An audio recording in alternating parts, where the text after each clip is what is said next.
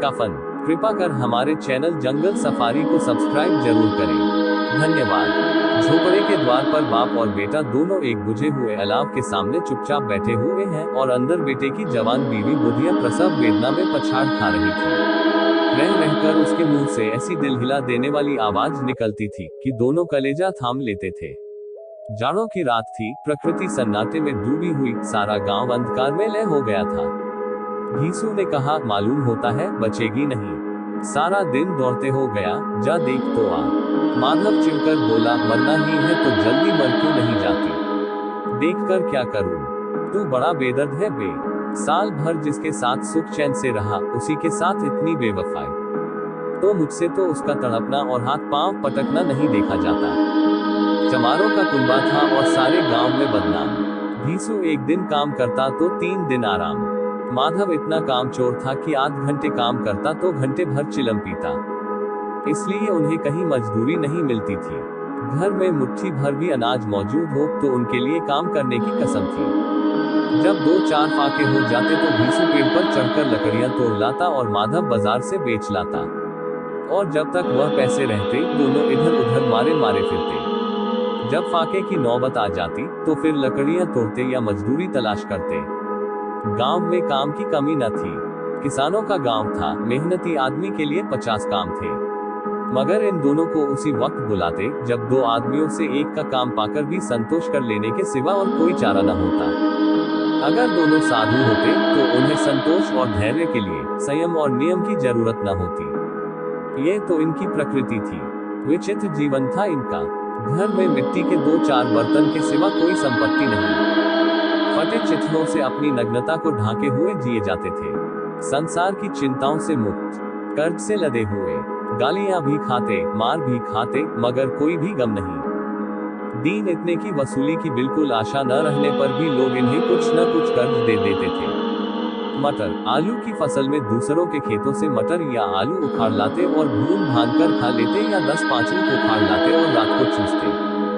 घीसू ने इसी आकाश वृत्ति से 60 साल की उम्र काट दी और माधव भी सपूत बेटे की तरह बाप ही के पद चिन्हों पर चल रहा था, बल्कि उसका नाम और भी उजागर कर रहा था।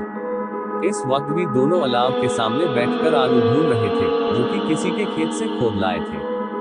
घीसू की स्त्री का तो बहुत दिन हुए देहांत हो गया था। माधव का ब्याह पिछले साल हुआ था। जब से यह औरत आई थी, उसने इस खानदान में व्यवस्था की नींव डाली थी और इन दोनों बेगैरतों का दोजख भरती रहती थी। जब से वह आई, ये दोनों और भी आरामतलब हो गए थे, बल्कि कुछ अकड़ने भी लगे थे। कोई कार्य करने को बुलाता तो निर्व्याज भाव से दुगनी मजदूरी मांगते। वही औरत आज प्रसव वेदना से मर रही थी और ये दोनों शायद इसी इंतजार में थे कि वह मर जाए तो आराम से सोए। घीसू ने आलू निकालकर छीलते हुए कहा, जाकर देख तो क्या दशा है उसकी। चुड़ैल का फिसाद होगा और क्या। यहाँ तो ओझा भी 1 रुपया मांगता है। माधव को भय था कि वह कोठरी में गया तो घीसू आलूओं का बड़ा भाग साफ कर देगा। बोला, मुझे वहां जाते डर लगता है। डर किस बात का है, मैं तो यहाँ हूँ ही। तो तुम ही जाकर देखो ना। मेरी औरत जब मर रही थी तो मैं 3 दिन तक उसके पास से हिला तक नहीं, और मुझसे ले जाएगी कि नहीं। जिसका कभी मुंह नहीं देखा, आज उसका उघड़ा हुआ बदन देखो। उसे तन की सुध भी तो न होगी। मुझे देख लेगी तो खुलकर हाथ पांव भी न पटक सकेगी। मैं सोचता हूँ कोई बाल बच्चा हुआ तो क्या होगा। सौंठ, गुड़, तेल कुछ भी तो नहीं है घर में। सब कुछ आ जाएगा भगवान दे तो। जो लोग अभी पैसा नहीं दे रहे हैं, वे ही कल बुलाकर रुपए देंगे। मेरे 9 लड़के हुए, घर में कभी कुछ न था, मगर भगवान ने किसी न किसी तरह बेड़ा पार ही लगाया। जिस समाज में रात दिन मेहनत करने वालों की हालत उनकी हालत से कुछ बहुत अच्छी न थी, और किसानों के मुकाबले में वे लोग जो किसानों की दुर्बलताओं से लाभ उठाना जानते थे, कहीं ज्यादा संपन्न थे, वहां इस तरह की मनोवृत्ति पैदा हो जाना कोई अचरज की बात न थी। हम तो यही कहेंगे, घीसू किसानों से कहीं ज्यादा विचारवान था और किसानों के विचार शून्य समूह में शामिल होने के बदले बैठकबाजों की कुत्सित मंडली में जा मिला था। हाँ, उसमें ये शक्ति न थी कि बैठकबाजों के नियम और नीति का पालन करता। इसलिए जहाँ उसकी मंडली के और लोग गांव के सरगना और मुखिया बने हुए थे, उस पर सारा गांव उंगली उठाता था। फिर भी उसे ये तस्कीन तो थी ही कि अगर वह फटेहाल है तो कम से कम उसे किसानों की सीजी तोड़ मेहनत तो नहीं करनी पड़ती, और उसकी सरलता और निरीहता से दूसरे लोग बेजा फायदा तो नहीं उठाते। दोनों आलू निकाल निकाल कर जलते जलते खाने लगे। कल से कुछ नहीं खाया था, इतना सब्र न था कि उन्हें ठंडा हो जाने दे। कई बार दोनों की जबानें जल गईं। छिल जाने पर आलू का बाहरी हिस्सा बहुत ज्यादा गर्म मालूम न होता था, लेकिन दांतों के तले पड़ते ही अंदर का हिस्सा जबान, हलक और तालू को जला देता था, और उस अंगारे को मुंह में रखने से ज्यादा खैरियत इसी में थी कि वह अंदर पहुंच जाए। वहां उसे ठंडा करने के लिए काफी सामान थे, इसलिए दोनों जल्द जल्द निकल जाते। हालांकि इस कोशिश में उनकी आंखों से आंसू निकल आते।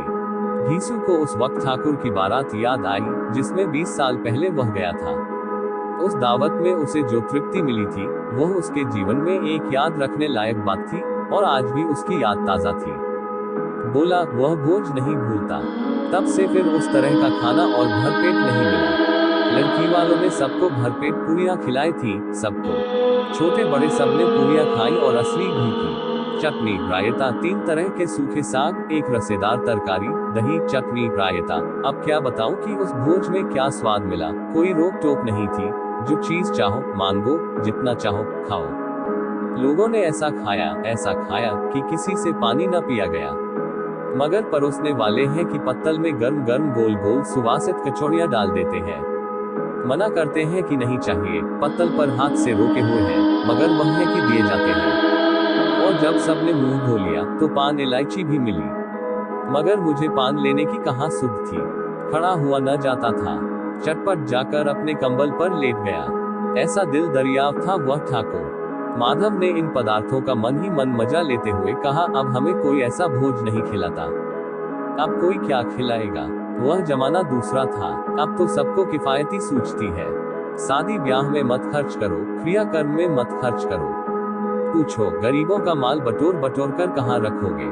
बटोरने में तो कमी नहीं है, हाँ खर्च में किफायत सूझती है। तुमने 20 पूरियां खाई होंगी, 20 से ज्यादा खाई थी। मैं 50 खा जाता, 50 से कम मैंने न खाई होंगी। अच्छा पट्टा था, तू तो मेरा आधा भी नहीं है। आलू खाकर दोनों ने पानी पिया, और वही अलाव के सामने अपनी धोतियां ओढ़कर पांव पेट में डाले सो रहे, जैसे 2 बड़े बड़े अजगर गेंदुलियां मारे पड़े हों। और बुधिया अभी तक कराह रही थी। सवेरे माधव ने कोठरी में जाकर देखा तो उसकी स्त्री ठंडी हो गई थी, उसके मुंह पर मक्खियां भिनक रही थी। पथराई हुई आंखें ऊपर टंगी हुई थी, सारी देह धूल से लथपथ हो रही थी। उसके पेट में बच्चा मर गया था। माधव भागा हुआ घीसू के पास आया, फिर दोनों जोर जोर से हाय हाय करने लगे और छाती पीटने लगे। पड़ोस वालों ने ये रोना धोना सुना तो दौड़े हुए आए और पुरानी मर्यादा के अनुसार इन अभागों को समझाने लगे, मगर ज्यादा रोने पीटने का अवसर न था। कफन और लकड़ी की फिक्र करनी थी, पर घर में तो पैसा इस तरह गायब था कि जैसे चील के घोंसले में मांस। बाप बेटे रोते हुए गांव के जमींदार के पास गए। वो इन दोनों की सूरत से नफरत करते थे। कई बार इन्हें अपने हाथों पीट चुके थे चोरी करने के लिए, वादे पर काम पर न आने के लिए। पूछा क्या है बेघिसुआ, रोता क्यों है? अब तो तू कहीं दिखाई भी नहीं देता। मालूम होता है इस गांव में रहना नहीं चाहता। घीसू ने जमीन पर सिर रखकर आंखों में आंसू भरे हुए कहा, सरकार बड़ी विपत्ति में हूँ। माधव की घरवाली रात को गुजर गई। रात भर तड़पती रही, सरकार। हम दोनों उसके सिरहाने बैठे रहे, दवा दारू जो कुछ हो सका सब कुछ किया, मुदा वह हमें दगा दे गई। अब कोई एक रोटी देने वाला भी न रहा। मालिक तबाह हो गए, घर उजड़ गया। आपका गुलाम हूँ, अब आपके सिवा कौन उसकी मिट्टी उठेगी? आपके सिवा किसके द्वार पर जाऊं? जमींदार साहब दयालु थे, मगर घीसू पर दया करना काले कंबल पर रंग चाना था। जी मैं तो आया, कह दे चल दूर हो यहाँ से। यो तो बुलाने से भी नहीं आता, आज जब गरज पड़ी तो आकर खुशामद कर रहा है। हरामखोर कहीं का बदमाश। लेकिन ये क्रोध या दंड का अवसर न था। जी में कुटते हुए 2 रुपये निकालकर फेंक दिए, मगर सांत्वना का एक शब्द भी मुंह से न निकाला। उसकी तरफ ताका भी नहीं, जैसे सिर का बोझ उतारा हो। जब जमींदार साहब ने 2 रुपये दिए तो गांव के बनिए महाजनों को इनकार का साहस कैसे होता। घीसू जमींदार के नाम का ढिंढोरा भी पीटना खूब जानता था। किसी ने 2 आने दिए, किसी ने 4 आने। 1 घंटे में घीसू के 5 रुपए की अच्छी रकम जमा हो गई। कहीं से अनाज मिल गया, कहीं से लकड़ी, और दोपहर को घीसू और माधव बाजार से कफन लाने चले। इधर लोग बांस काटने लगे। गांव की नर्म दिल स्त्रियां आकर लाश को देखती थी और उसकी बेकसी पर 2 बूंद आंसू गिराकर चली जाती थी। कैसा बुरा रिवाज है कि जिसे जीते जी तन ढांकने को चिता भी न मिले, उसे मरने पर कफन चाहिए। कफन लाश के साथ जल ही तो जाता है, और क्या रखा रहता है। यही 5 रुपए पहले मिलते तो कुछ दवा दारू कर लेते। दोनों एक दूसरे के मन की बात ताड़ रहे थे।